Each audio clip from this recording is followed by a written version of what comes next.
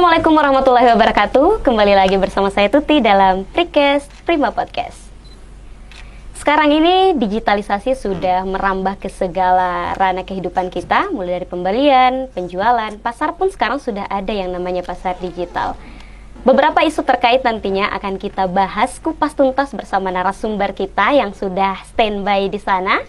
Tapi sebelum itu kita kenalan dulu nih. Di samping saya sudah ada Kakanda Fakih Fatur Rahman. Iya. Iya, atau biasa kita sapa dengan Daeng Fakih.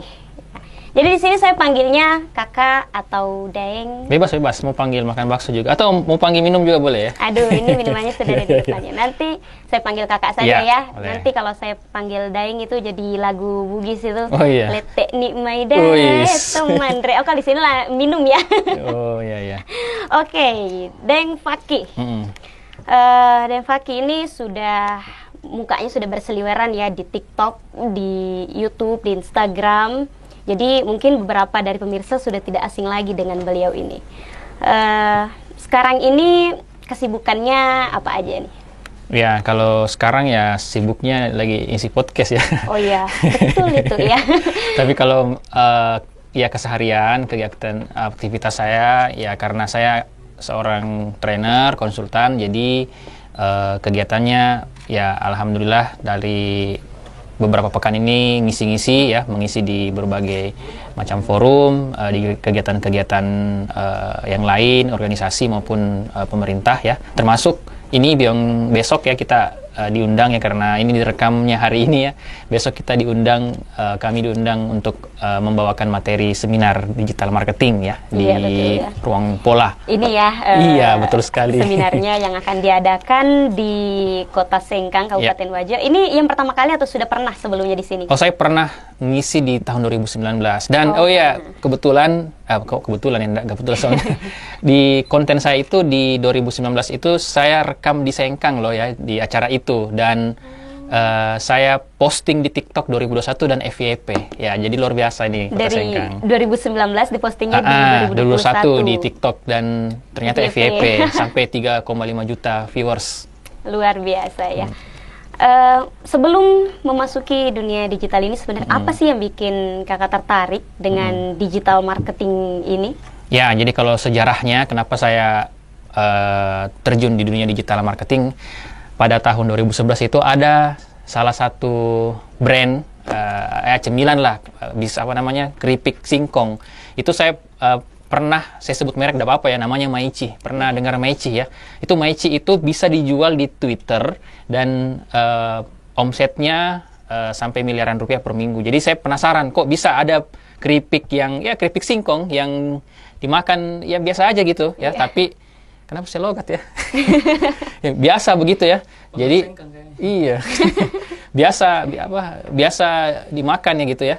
Nah, itu pada saat saya cek dan memang penjualannya itu lewat online. Nah, disitulah saya mulai jatuh cinta dengan dunia digital marketing. Nah, setelah itu terjun, akhirnya 2013 saya mendirikan perusahaan agensi namanya Singra Insight waktu itu, dan akhirnya di tahun 2016 saya semakin memfokuskan diri di dunia digital marketing. Kira-kira seperti itulah saya jatuh cintanya, karena ada keripik yang dijual mahal loh. Harganya 18.000 waktu itu ya. Terus mahal kan keripik ya?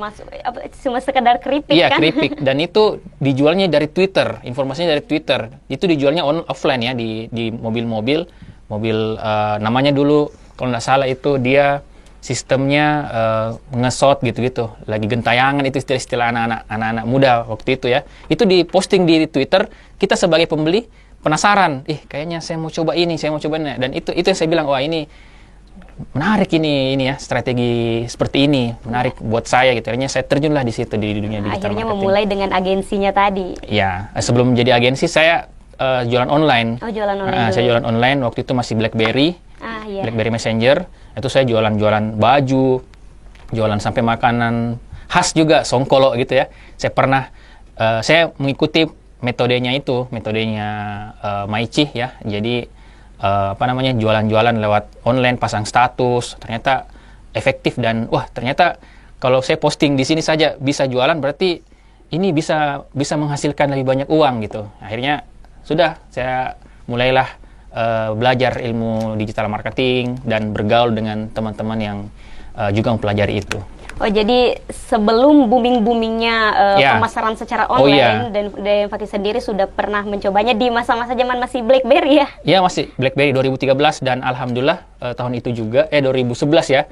Di tahun 2013 saya terpilih sebagai juara Teknopreneur yang diadakan Kementerian Pemuda dan Olahraga. Nah, itu yang saya lombakan itu namanya Daeng Cemil. Jadi jualan cemilan tapi online. Nah, itu juga membuat saya semakin kayaknya gue banget ini kayaknya. Nah, saya banget ini kayaknya kalau apa namanya? Kalau terjun di dunia digital gitu.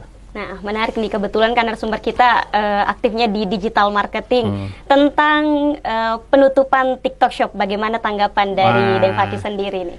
Ini salah satu platform jualan digital yang akhirnya ditutup, itu apakah besar pengaruhnya? Kalau akan begini, isunya kan kemarin di TikTok Shop ditutup karena berpengaruh di pasar Tanah Abang begitu ya. Jadi sebenarnya begini, saya mau kasih informasi dulu. Mungkin di sini banyak yang kira ditutup karena menyaingi apa gitu ya, banyak isu-isu yang beredar. Jadi begini, Facebook tahu kan? Facebook tahu. Instagram tahu. Itu jenis apa namanya? Media sosial kan? Kalau Shopee itu platform penjualan. Marketplace. Lazada? Iya, sama juga. Marketplace. Nah, itu sudah berbeda apa istilahnya? Berbeda jalurnya. Yang satu marketplace, yang satu sosial media. Nah, datanglah TikTok. TikTok ini dia mau ambil dua-duanya. Nah, izinnya di Indonesia itu sebagai media sosial. Dia seperti Facebook, dia mau seperti Instagram. Nyatanya setelah ada TikTok Shop, dia juga jualan kayak Shopee gitu. Akhirnya, itulah izinnya. Akhirnya pemerintah tutup karena izin ke Indonesianya itu hanya sebagai sosial media. Kok jadi jualan gitu. Nah, seperti itu. Kayak ibaratnya inilah. Kamu kan masuk di rumah saya gitu, hanya mau kontrak. Kenapa kok kontrakan lagi? kayak gitulah gitu. Kau jual lagi. Padahal ini kan akadnya, istilahnya izinnya kan cuman mau ini gitu. Seperti itulah akhirnya terjadi penutupan. Kalau ditanya apakah berpengaruh? Berpengaruh. Apalagi orang yang sudah sampai, ya saya pribadi juga berpengaruh ya, karena ada beberapa klien saya, bahkan saya pernah juga jualan di TikTok Shop itu, terasa dampaknya. Saya punya klien alumni ya di Bandung, itu bisa sekali live bisa dapat 1.000 resi. Luar biasa sekali. Saya sempat lihat dashboardnya 1,8 M penjualannya. Itu jualan baju gamis 1,8 M di TikTok Shop. Di TikTok Shop. Begitu ditutup, wah langsung dia bikin curhat status. Ini bagaimana penjahit saya, bagaimana ini. Itu berpengaruh. Itu salah satu efek ya. Jadi ya apa ya, kalau saya mau dibilang apakah ini apakah ini apa istilahnya ya, tanggapannya tentang TikTok Shop ya, sebenarnya ada plusnya, ada minusnya. Plusnya apa istilahnya ya, kalau tidak ditutup ya bahaya juga keberlangsungan, khususnya ini teman-teman ya, khususnya ini saya mau sampaikan di dunia reseller. Nah, jadi kan alur distribusinya itu barang kan, misalnya pemilik pabrik, kemudian distributor, agen, reseller. Sejak ada TikTok Shop, ini terpotong semua ini, distributor, agen, reseller, langsung ownernya langsung live, langsung yang beli, yang end user, pembelinya. Jadi ini kasihan, yang kemarin reseller banyak mengeluh juga. Wah, owner saya juga jualan, padahal saya ini beli produknya hanya dibantu. Kenapa tiba-tiba? Itu juga salah satu minusnya ya. Banyak rantai pencarian yang terputus. Terputus ya. Enggak, maksudnya salah satu efek buruk ya, salah satu efek buruknya itu terjadi, dipotonglah jalur distribusi. Kalau dari sisi yang efek yang lain, yang tadi ya, banyak teman-teman yang pekerjaannya sebagai affiliate. Dia cuman mempromosikan produk ini, tiba-tiba dapat cuan gitu, sampai ada yang puluhan juta dapat itu, tiba-tiba ditutup, itu juga akhirnya hilang lah seperti itu ya.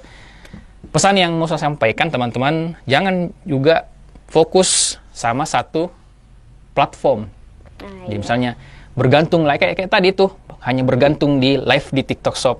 Itu kalau kita bergantung sama platform seperti itu, apalagi ini kan gratis, itu menunggu waktu gitu. Jadi harus belajar digital marketing, minimal ada 2-3 yang kita kuasai. Misalnya di Shopee, kalau hilang di TikTok Shop bisa di Shopee, ada lagi ya. atau di Facebook dan sebagainya. Banyak sekali kayaknya Kak. Gitu.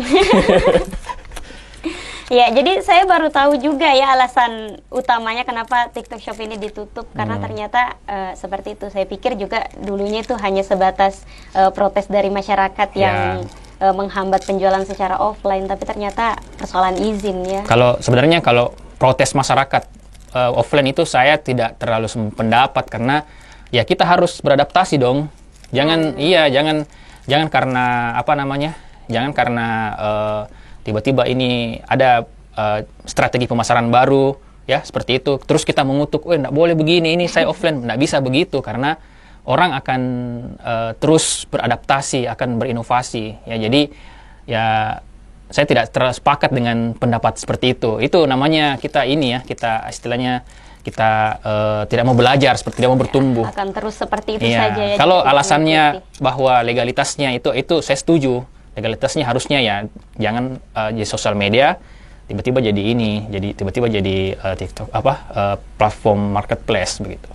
Disitulah nanti ya gunanya adanya seminar ini nantinya memberikan edukasi kepada para penjual-penjual secara offline untuk belajar beradaptasi dengan. Ya, kuncinya sebenarnya di era sekarang itu adaptasi sih, karena apalagi ini kan besok itu kan saya ngisi tentang mindset sebenarnya, bukan teknik, bukan how to yang saya bahas, walaupun sebentar nanti ada 3 tips yang saya berikan, tapi why, mengapa, kenapa sih saya harus terjun di dunia digital gitu. Nah, itu poinnya di situ nanti yang akan harus ditanamkan sama teman-teman UMKM atau business owner atau pedagang yang lagi mau go digital. Oke, jadi nanti di seminar itu akan dibahas tentang mindsetnya. Jadi di sini tidak usah ya kita bahas seperti itu. Mungkin saya tanyakan saja kepada Kakanda ini bagaimana manfaat apa yang kita dapatkan jika kita memiliki mindset digital. Oh iya, jadi saya kalau bicara mindset itu mindset itu kan sebenarnya apa yang kita percayai. Nah, saya biasanya tanya ke UMKM ini, ketika dia pertama kali ketemu Kak Daeng atau ya Mas Daeng Pak gitu, saya mau menaikkan omset saya. Kenapa? Karena saya punya hutang.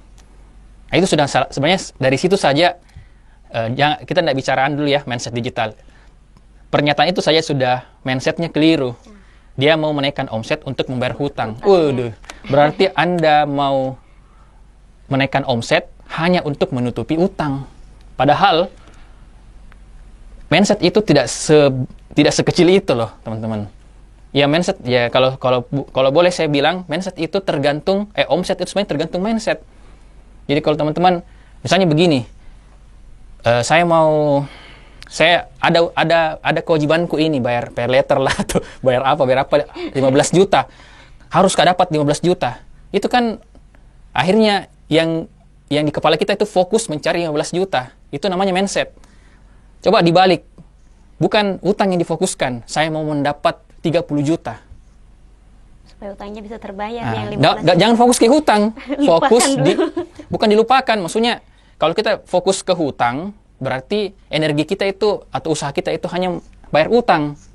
Paham ya maksud saya? Jadi yang ditanamkan adalah saya mau dapat 30 juta karena saya bukan cuma utang, karena saya kebutuhannya itu 30 juta.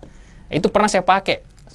Jadi saya pernah punya mindset kayaknya kalau segini jadi bisa nabayar orang. Akhirnya kejadian begitu, segitu betul. Begitu saya rubah mindsetnya, saya kasihnya harganya segini, saya mau targetkan misalnya 2 kali lipat, hanya kejadian saya dapat 2 kali lipat. Jadi itu namanya mindset. Ini yang saya mau clearkan dulu tentang mindset. Nah, balik ke digital, apa itu mindset digital? Nah, ini banyak yang terutama emak-emak ini, gaptek Kak. Selesai. Kalau bilang gaptek selesai nih, tidak ada masuk ilmu. Tidak mau beradaptasi, tidak mau belajar. Ya, karena apa? Karena sudah fix di kepalanya. Kalau kita sudah bilang gaptek, itu sudah mengizinkan otak kita bahwa saya tidak bisa belajar. Gaptek, Akhirnya begitu betul. ada ilmu baru, gaptek. Gaptek itu. Jadi mindset digital pertama itu yang saya tanamkan selalu ke khususnya yang emak-emak apa dan sebagainya. Mindset yang namanya ya jangan selalu mengucapkan kata-kata saya gaptek, saya tidak bisa, saya ini enggak. Karena sebenarnya era sekarang itu bukan siapa yang pintar, siapa yang kaya, siapa yang besar, siapa yang cepat, itu aja. Siapa yang cepat beradaptasi, dia pemenangnya. Bukan siapa yang siapa yang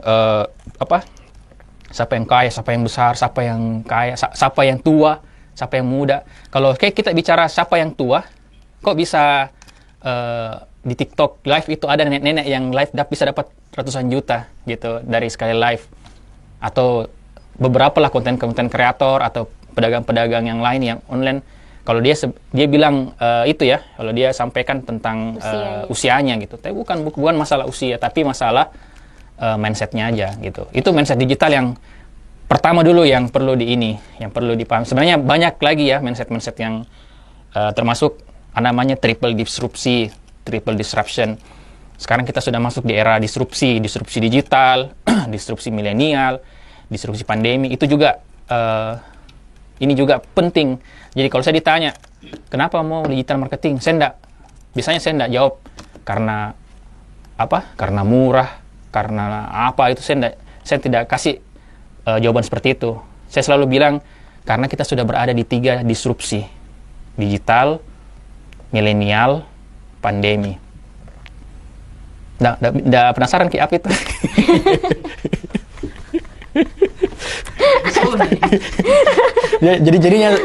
jadinya training saya ini bukan diskusi. Bukan podcast. Fokus mendengarkan. Apa tadi itu Kak yang disrupsi digital, disrupsi milenial dan pandemi. Saya fokus milenial saja. Karena tiganya ini saya simpan besok ya toh. Ya apalagi kan viewernya ini dari Prima Edutainment pasti kebanyakan mahasiswa juga. Itu termasuk milenial yang mahasiswa bukan milenial, sekarang Gen Z. Gen Z. Beda. Milenial itu usia sekarang di usia 81 sampai 95. Kelahiran tahun 95 sampai kelahiran 81 itu milenial. Usia seberapa itu? 95 ke bawah itu namanya Gen Z. Kalau mati lampu pakai itu. Baru mau bilang. Ya jadi sekarang itu kita sudah masuk di disrupsi milenial. Apa itu disrupsi milenial? Kita berada di pasar yang bergeser, pembeli-pembeli kita itu kebanyakan yang beli adalah anak-anak milenial dan anak-anak Gen Z. Data di Indonesia, setengahnya penduduk Indonesia itu milenial dan Gen Z. 50%. Itu data sensus tahun 2020 saya baca. Bayangkan, berarti pasar sekarang yang ada di Indonesia itu setengahnya itu sudah didominasi oleh milenial dan Gen Z. Dan Anda tahu enggak apa yang terjadi sama anak milenial? Dia pembunuh berdarah dingin. Apa itu pembunuh berdarah dingin? Iya, apa itu pembunuh berdarah dingin? Coba bayangkan, lagi makan coto, lagi makan bakso, tiba-tiba pembayaran ada kirista. Itu kan dia bunuh itu uang cash. Itulah disrupsi. Berganti kebiasaannya. Dulu orang pembayaran cash tiba-tiba menjadi pembayaran digital. Dulu kalau kita mau naik ojek harus ke pangkalan, tiba-tiba sudah ada aplikasi. Bisa namanya aplikasi Drive ya. Masuk. Jadi tiba-tiba download aplikasi Drive bahkan di kamar download sudah bisa datang langsung bentornya. Ini bentor ini bukan lagi ojek, bentor ya, bentor online ya. Jadi ya itu namanya disrupsi milenial. Jadi kebiasaannya si milenial dan Gen Z ini yang akhirnya behavior bahasanya ya, kebiasaan ada gaya kebiasaan, adalah apalagi yang dia bunuh milenial, apalagi kira-kira selain tadi yang berbelanja. Apa yang Anda ini? Kalau saya biasanya di sini ya Kak. Kalau ngumpul-ngumpul teman-teman itu biasanya kan orang keluar beli, sekarang tinggal chat. Ya itu tadi ya digital. Ya itu ya. Ada yang kebiasaan yang ada yang berubah juga dari milenial. Apa itu? Makhluk tidak setia. Astaga. Siapa itu? Coba buka HP-nya. Berapa Anda download marketplace di situ? Marketplace 1 jika. So yakin. Shopee, Lazada enggak di-download. Shopee. Wah, berarti kalau banknya Banknya ada si Bank sama BRI. Nah, berarti tidak setia ya. Astagfirullah. Jadi makhluk milenial itu tidak setia dengan sebuah brand, ya, karena dia mencintai yang namanya free ongkir, gratis iya seperti diskon itu. dan sebagainya. Awalnya saya cuma punya BRI, tapi karena tergiur dengan gratis ongkirnya di Shopee, akhirnya saya ke si Bank. Kebiasaannya milenial itu adalah selalu mau mencoba hal yang baru, gitu, ya. Jadi, ya itu banyaklah nanti, ya itu perlu kita pahami yang begini-beginian. Ya, tapi tidak apa-apa sih Kak, karena itu termasuk menguntungkan juga. Iya, mau tidak mau, itu saya bilang tadi, mau tidak mau harus go digital. Kenapa? Karena pasarnya berubah, pembeli kita berubah. Yang dulu cara tradisional, sekarang sudah cara ini, cara apa namanya, digital. Itu tadi makhluk tidak setia kan? Yang kedua lagi, milenial. Yang ketiga lagi, milenial itu suka searching, mencari, suka lihat review, suka lihat rating. Bayangkan ya, kalau teman-teman ketika ada hotel, misalnya di sini di Makassar atau di Sengkang ada hotel bagus. Begitu di hotel bagus, di sini hotel, misalnya hotel A gitu. Terus saya ke Bali, terus saya lihat saya ingat di Sengkang ada hotel A bagus gitu. Kebetulan di Bali juga ada. Begitu kita lihat reviewnya bintang 1. Bintang 1 kenapa? Karena hotelnya menyeramkan, ada suster ngesot, bla bla bla bla. Nah sekarang apa yang terjadi di posisi itu? Jadi di situ nginap. Tidak. Kenapa? Karena reviewnya tidak baik. Ratingnya tidak bagus, reviewnya. Milenial dan Gen Z itu percaya sekali dengan namanya review dan rating. Itu yang membuat dia sampai yakin bahwa ini kayaknya apa yang kata review, apa kata rating, itu yang... Padahal belum tentu juga. Iya, itulah disrupsi milenial. Jadi selain tidak setia, kadang banyak juga milenial yang pembohong. Ini kayaknya curhat deh. Aduh, tadi tentang mindsetnya itu, apa yang dipikirkan itu yang akan terjadi ya. Di hadapan kita ada minum, jadi saya merasa haus ini. Oh begitu. Jauhnya. Mindsetnya sudah meminta untuk dikasih minum. Bukan mindset itu kayak itu kayak lebih ke itu kayaknya lebih ke lapar ya, lebih ke haus. Ya haus juga. Ini itu. dari mana ini? Ini dari Tekopi Tea. Oh, Tekopi Tea. Ini luar biasa, ya, ada Instagramnya. Ada nomor WA-nya ya. Sengkang. Masya Allah, bismillah. Tempat nongkrongnya anak muda Sengkang. Rasanya benar-benar mantap ya. Bawang gorengnya tuh nggak ada. Tidak ada. Oh, udah ada ini ya? minuman. Minuman ya? Yang ada itu yang ada manis-manisnya. Oh, ada manis-manisnya. Ya. Kayaknya manis sekali. Bukan ada manis-manisnya. Mungkin karena tak lihat Kakak. Terlalu manis ini kayaknya. Oh, oke. Sampai mana kita tadi? Milenial dan mindset minum itu. Sampai situ mindsetnya. Oke, sebelum perjumpaan ini ditutup, mungkin kita dengarkan closing statementnya Deng Fakih untuk sesi kali ini.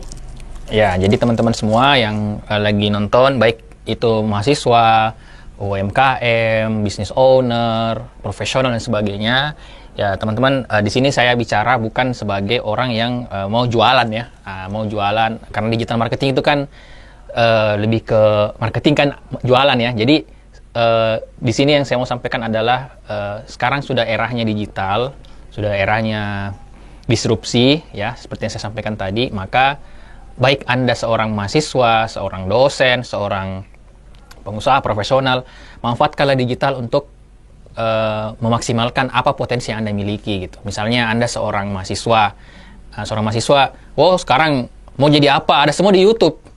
Mau jadi koki hebat, ada. Mau jadi penulis hebat, sudah ada tutorialnya. Mau jadi fotografer, itu sudah ada. Jadi kalau Anda tidak bertumbuh di era digital, berarti Anda memang korban ya. Korban apa? Korban digital, konten-konten sampah gitu ya. Jadi pilah-pilahlah konten-konten yang Anda mau pakai. Anda fokus pertumbuhan diri. Begitupun juga konteksnya di bisnis. Kalau Anda selama ini selalu merasa bahwa kalau sekarang itu susahnya jualanku begini, periksa sudah ada go digital nggak? Sudah saya digital tapi tidak maksimal. Nah, diperiksa lagi, dievaluasi apa yang sudah Anda lakukan gitu, apa gapnya, itu yang kita akan pelajari.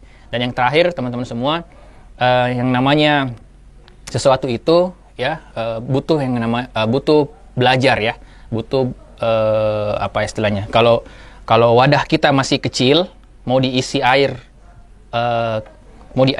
banyak itu tidak akan bisa terisi tuh wadahnya gitu. Karena apa? Kapasitas kita cuma sedikit gitu. Tapi kalau misalnya kapasitas kita besar, ya, misalnya kapasitasnya besar seperti ember gitu, mau diisi air sebanyak apapun akan muat. Kenapa? Ini analoginya sama dengan rezeki, ya. Kalau misalnya mau dapat 1 miliar tapi kapasitasnya cuman 1 juta atau 100.000, ya nggak bisa lah. Rezeki tidak akan masuk di situ. Caranya di apa? Ya diperbesar, di-upgrade kapasitasnya dengan cara apa ya? Belajar dan bertumbuh. Iya. Oke pemirsa sekalian, jadi pilihlah konten yang bisa membuat kita terus bertumbuh. Kalau kita ingin belajar tentang usaha digital marketing, ya carilah kontennya. Banyak ya. Banyak. Apa channelnya Kak? Channelnya kalau di YouTube Daeng Fakih, kalau di TikTok, Instagram namanya Fakih Faturrahman. Nanti bisa dicek. Oke. Ya baik, terima kasih Daeng Fakih atas waktunya. Kak, terima kasih kepada seluruh tim dan pemirsa sekalian. Jangan lupa subscribe channel YouTube Prima Edutainment dan saksikan terus episode-episode Prikes selanjutnya. Terima kasih. Wassalamualaikum warahmatullahi wabarakatuh. Waalaikumsalam.